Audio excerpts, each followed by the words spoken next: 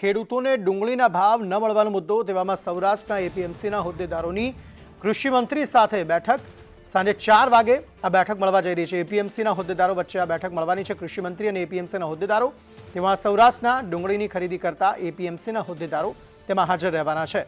એક તરફ ડુંગળીની નિકાસ અને તેના ભાવો મળે તે દિશામાં ચર્ચા થશે।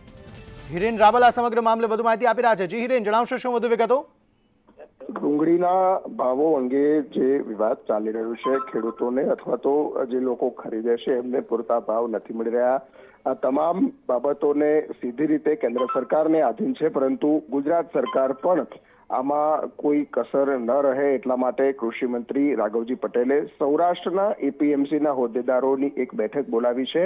સાંજે 4 વાગે એપીએમસીના આગેવાનોની બેઠક છે તે ગાંધીનગર ખાતે જ મળવાની છે, જેમાં ડુંગળીની નિકાસ અને ડુંગળીના ભાવો સાથે ડુંગળીની ખરીદી એપીએમસી જે સૌરાષ્ટ્રની અંદર કરે છે એવા હોદ્દેદારો અને એમની હાલની સ્થિતિ શું છે, ડુંગળીનો જથ્થો વગેરે આ તમામ બાબતો પર ચર્ચા અને સમીક્ષા કરવામાં આવશે, જેથી કરીને ડુંગળીના ભાવો છે એ સ્ટ્રીમલાઇન થઈ શકે, ખેડૂતોને પણ નુકસાન ન જાય એ પ્રકારનો મધ્યમ માર્ગી રસ્તો અપનાવવા માટે આ બેઠકમાં ચર્ચા કરવામાં આવશે।